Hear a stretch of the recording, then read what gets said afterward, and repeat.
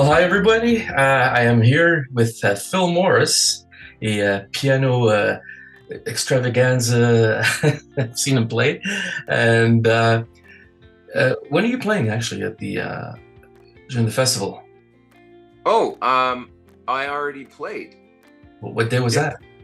that? I played. I think it was Thursday or Friday night. It was last Friday night at the Jillian Schultz Art Gallery. Oh, never been there.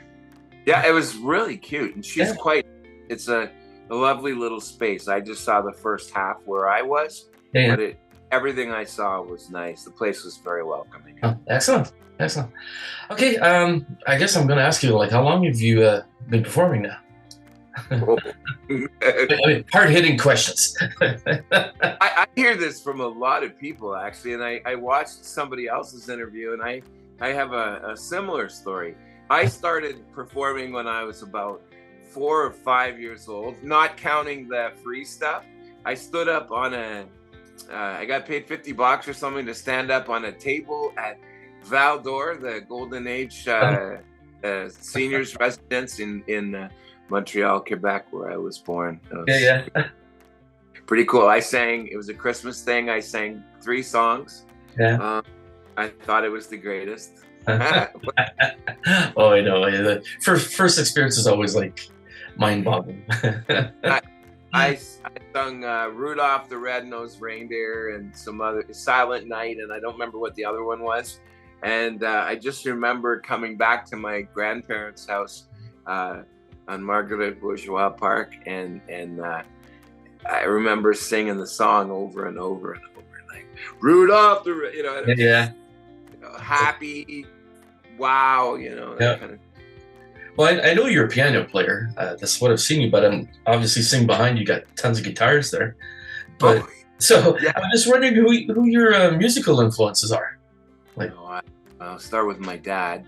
He was, and my grandfather and my uncle. My yeah. uncle Harold was the warm-up pianist for the Montreal Symphony. Oh, really? Yeah, my grandfather, who died before I was born, growing up, we had his piano in our house, and so I felt a connection to him there. And my dad, Alan, my father Alan, who passed away just a couple of years ago now. Yeah, he was always playing piano. He was a big band pianist who had his ARCT when he was 12 years old, and so we start with the family. Is that what that is? Like, What's that? the term? What is that? This. Oh, it's your. It's as high as you can go in classical music, Oh, wow. or a pass without going to university and doing your degree. So if you were to take Royal Conservatory, you would study, and then you would get your ARCT. So Okay. grade 1, 4, 5, 6, 7, 8, 9, 10, 11, that kind of thing. Yeah. Yeah, so Like it's you're black belt in the. like a black belt in piano. You can do. Pianists would tell you the same thing. I mean, Yeah. the paper is more for the parents. It's about the process of learning and constantly Yeah. challenging yourself, right? And like, I'm a committed student of life, right? So I'm gonna. Last night I was practicing my piano until 2 a.m. Wow. Yeah, and nuts, right? So you asked some of my influences. I would rank Miles Davis and Keith Jarrett up there. Yeah. Beethoven, Bach, Debussy, Brahms, Chopin. I'm a big nut for classical music. And then, I love, everything from Big Joe Turner and Muddy Waters and the early African American music. And I listen to a lot of world beat and a lot of jazz and funk. Yeah. Love James Brown, Little Richard, and then in terms of other influences, I'm a Christian, and I just love listening to gospel. And not a lot of people know who Rich Mullins was, but man, he was one of my. He wrote a song called "Hold Me, Jesus," and I would strongly recommend anybody listen to that. In terms of story and humility and simplicity, it's a gorgeous song. And we always had a lot of soul in their music too. I find. Um, I'm The not thing about sorry. Leo? No, it's okay, man. That The was thing like a, in music when you know, like, I know you have some really cool party influences, right? Like I love listening to you when you play because it's usually happy and soulful as well. Like it's connected to you, and I find with the gospel music when it's true, because it's not everybody's truth teller, right? yeah. But when the music is true, it radiates with your soul. You just Yeah. feel it in each of your body. Cool. I'm not aware of where you're from. Like, are you originally from Sudbury, or are you from? Are you So Sud? I was born in Quebec, and in fact, I was born 5-10 minute cab ride from L'Oratoire de Saint Joseph, Yeah. uh, Montreal General Hospital, and I grew up in Mississauga, Meadowvale, Erin Mills, and I've been in Sudbury now, I think about 15 years or something. Yeah. I love it. It's you can't see it, but I have this massive window in my studio that overlooks the Kingsway, and we've got beautiful mountains, and you see the seasons change. So I get all the autumn colors and the winter snow, and see all the traffic. So we should consider you a northerner, though. No, you've been here long enough. I'm a northern. Good. And like, I know you write music as well. So like, do you find that's influenced a lot of your music being in the north now, or is? Oh, geez, man, I never thought of that's a fantastic question. It definitely ends up in my work, the people that I meet, the things that I see. You know, we have a drug problem in the city, so sometimes I'll be writing about that. And a few years back, we had a couple issues with prostitution, and the police moved them to another part of town. You know, some of that ended up in my work. Yeah, I think the intensity and the gentility. You know, I used to, when I was younger and thinner, I always had a We all. I had a dress shirt and a suit all the time, and you know, very, very, you know, sophisticated, very, very fast, classical, whatever. Yeah. Like and there's something about being in the north where we tend to take things. I'm gonna say we're more passionate, maybe, but a little less serious. Yeah. Well, my wife always tells me, like, because I like to wear something nice, but then I'm not comfortable, and she'll always say, just wear something comfortable, like, you know, you want to enjoy what you're doing. You don't want to be going. But that Speedo off, honey. That's just how it is, right? So in other words, your boxers, not briefs. That's. I don't want a family show, but I'd like to know, like, for you, what would be your opinion, like, of a fantastic performance when you're playing locally? Oh yeah, man. You know, if they paid double, okay, that would start there, because there is this You problem. get paid? But it's for a reason, okay? Here's why. Because first of all, if they paid double, the first thing I would do is I would hire a sound man for every show. Yes. Right? Yes. And a roadie, which means I would bring more gear. And one of the things that I usually do is I take two pianos and I put them in sort of like one and one. Yeah. And I like to play them like this or across, Yeah. not like this, right? Yeah. And they're so heavy, right? So, you know, it's good exercise and everything, but I mean, just getting two pianos to a gig is crazy, right? But if it paid more, I would hire somebody and I'd hire a soundman. Those are the kind of things. And then, you know, I love cello and I play cello and I'm not great at it. I love teaching it more than playing it. Yeah. But I would hire a symphonic cellist or something like that, or somebody to like a second sophisticated musician to solo improvise over my improvisations. Wow.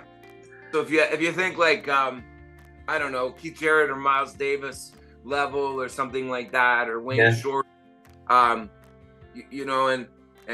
say they got a little whatever they're playing. Nat King Cole's playing, right? And he decides to call John Coltrane to come and sit in. Of course he can hear, because you can hear quickly, right? Yeah. So that's ultimately, or even a backup choir one day, right? Give them $75 each, and now I've got 3 backup singers that are able to follow. I mean, those are the kind of things that would make a great extra show for me. That's where I would, I think I would have, not to say more fun, but that's what would make a great show for me, is more guys, more people on stage, listening to one another and improvising in the moment at a very high level.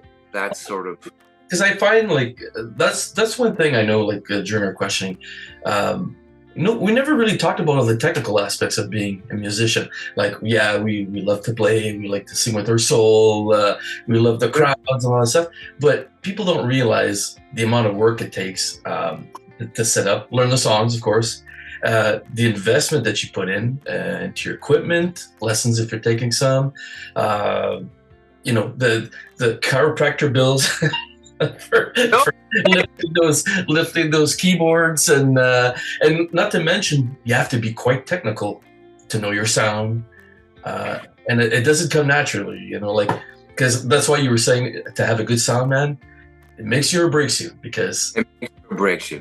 Because if you got a great sound man, then you could just concentrate on what you're doing, because a lot of times you could play and it'll be you're concentrating so much on how it's sounding. If it's not sounding right, you're having a hard time playing.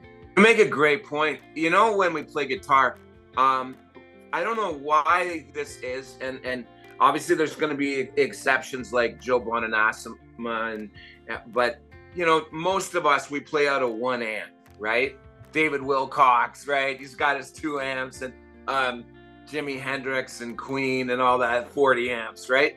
But for most of us, we go do a gig, and if we're playing guitar, we bring 1 amp, 1 guitar, maybe 2 if we're feeling like a beefcake or something like that, right? But less is more, less is more. Okay, I'm only getting a little bit of money. Less is more. I don't want to my back, right? Yeah. All that stuff. So you're used to hearing your guitar in mono. Yeah. And as a pianist, when I play piano, I hate hearing my piano in mono. I can't. It's awful, and I hate hearing it thin, right? And everybody always says, well, as long as the audience hears you. I'm like, wait a second, what about me as an artist? It's my tone is going to affect what I'm playing, and it's in my guitar. See, I can bend the strings, I can adjust my volume. I tend to play more clean than most people. I don't add a lot of effects, so there's a nice clean tone and let the magic happen in my fingers, like the piano, right? Like Jeff Beck, okay, that kind of thing. So one effect. But when it comes to piano, having a sound man who knows what they're doing, how to give you good tone, makes a difference between you enjoying the show and not. Even the audience could be like, oh, he's the best. They could buy 1,000 CDs from you, get your new Phil Morris t-shirt, that my friend Leo did, and by the way, you know what I mean? You could get praise after praise. Yeah. And if you don't love the tone, it's kind of a crap deal, right? Yeah. Well, I mean, I have to give a shout out to Luke and Sean that have been helping a lot, doing some of the audio at some of the venues there. They're the guys behind the scenes. We have our volunteers, Chanda, Tara, everybody's been just going crazy there. As really work with. Yeah. As you guys can see, Phil's a very passionate guy. That's the concept. Yeah, but I got to go back a bit to this festival that we're doing right now, the Northern Arts Festival. So, like, what's your favorite part about taking part of the festival? That's another good question. Okay, so first of all, the obvious part is getting work, okay, and being part of the community. Those are number one. We work, we feed our families. Okay, so first and foremost, it's a professional thing, and I think that's the my Jewish side. Okay, I'm Judeo-Christian. All right, my dad was Jewish, mom was Christian, so we think about the work aspect of it. I treat it very serious, and the fact that I'm getting asked to play a gig,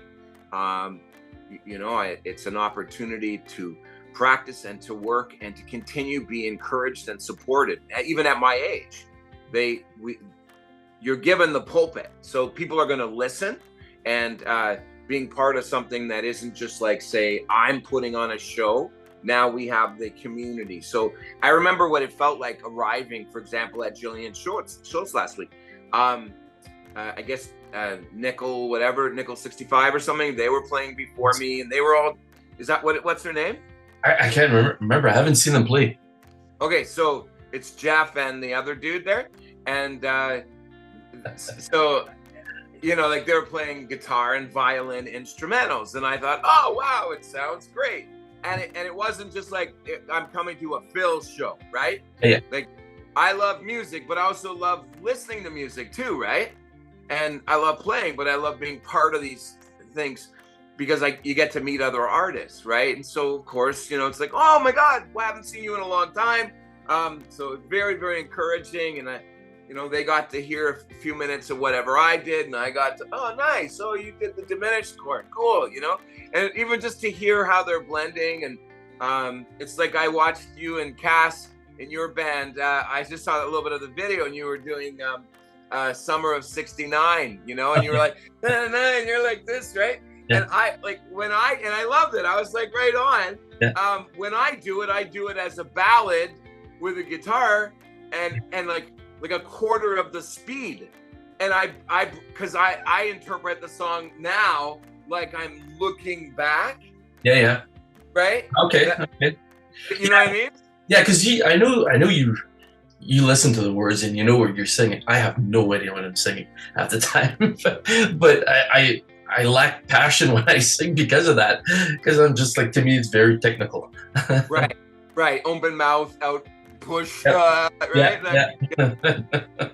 For me, I have to think about the words. Example. Okay, so what does it mean to me? Okay, well, every show that I do, I add 5 new songs to my work.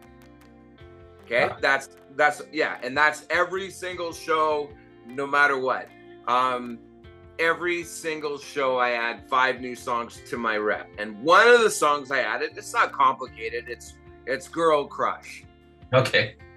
So Julie, my wife, she likes the song, and she had mentioned it a few months ago. And of course, then it starts to circulate in your mind. And I'm like, what's the song about? And I remember the first time I heard it, I was like, something about it's bugging me. And I couldn't really come to the meaning of the song, right? And then I started singing it, and I actually played it at the Jillian Schultz. Now it's part of my set.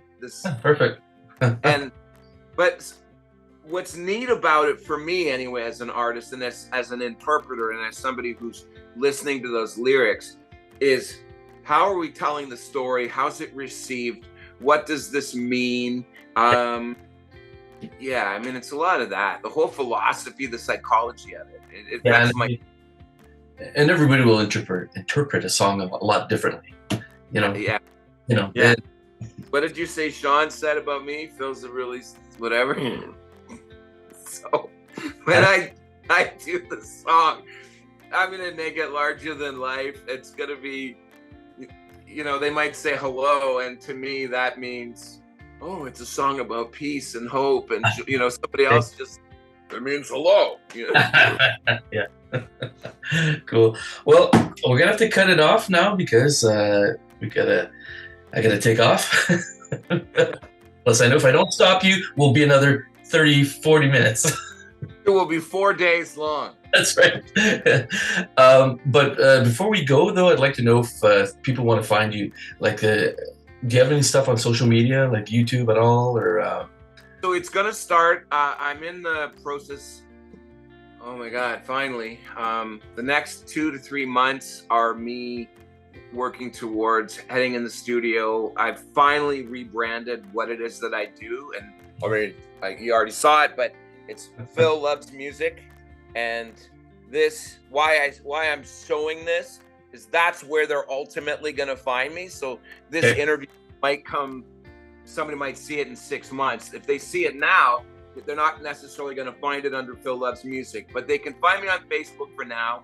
There's a couple of like simple stuff on YouTube, but I'm just going to hire somebody proper and do the website and do all the, the brand, now that I have my official logo and everything. On the Kingsway, we're gonna have a big what's my address? 871 Kingsway. So in this little plaza across from the Greek restaurant, the Apollo, just up there, there's gonna be a big banner, billboardy kind of thing, and people would be able to find me there. So whatever my current information is at any given time, drive by the Kingsway, they'll see that. They can also bug my friend Leo. Yeah. I'm talking to. You're not gonna have one of those like things that go like this on the side of the room. No. No, but maybe I'll get some of my students that, because as you know, I teach music. Maybe what I'll do is I'll get some of the younger students that need either volunteer hours or they need a little bit of a discount on their music. I'll be like, okay, I'll teach you today, but what you're gonna do after is you're gonna hold up a sign and spin it around. Come on, come and get some guitar lessons. You're creating jobs. That's good. All right, Phil. Well, thanks again, and I'm sure we'll see you soon enough. Hey, can I give one shout out for you guys? Sure. So, Sudbury Performance Group, which includes Mark Manisto and yourself and others on the team, and I'm probably gonna say her name wrong. Sorry, Shonda. Shonda, right? No, I think it's Chanda. Well, Shonda. There's so many people, and she's there are, and that's kind of what I want to say. There's a lot of people that are either volunteering or working behind the scenes, whether they're paid or not paid, and they're making this Sudbury Performance Group a real important thing to support us as artists. Both encouraging emotionally, but also financially with work, and they're just trying to create opportunities and for the arts to grow. And I want to say thank you, and two, my little shout out to Mark and to my friend Rod Bazinet. I wouldn't be performing right now had it not been for the two of them, because so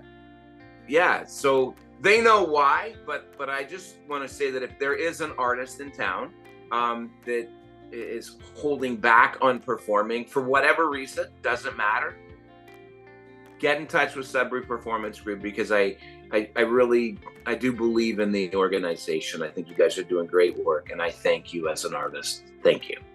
Well, we've met a lot of great musicians throughout this past, so it's fantastic. Well, thanks again, Phil. Appreciate it. All right. Hey, rock on! Take care, brother. Bye. Bye, Leo.